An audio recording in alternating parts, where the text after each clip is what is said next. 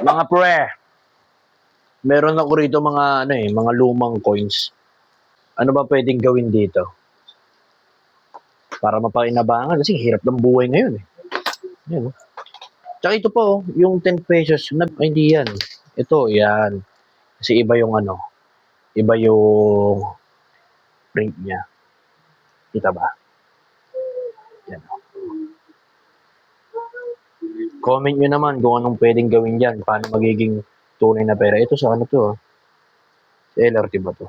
Baka mayari pa ako dyan. Ito, 10 piso. Yan. Baka may alam kayo. Ito, kalabaw.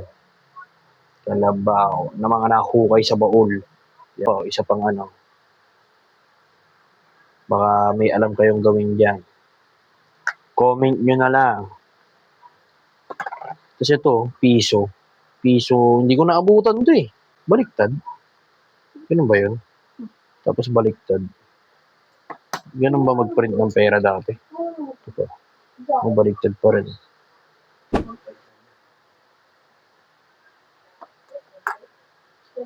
Ano ba magandang gawin dito?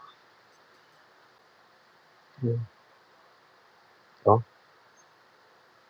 Comment nyo naman. Baka may alam kayo dyan.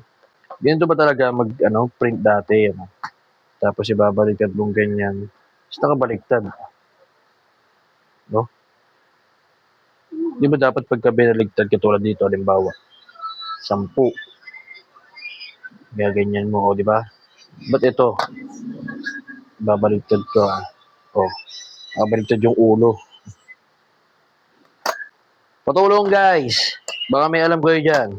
Okay?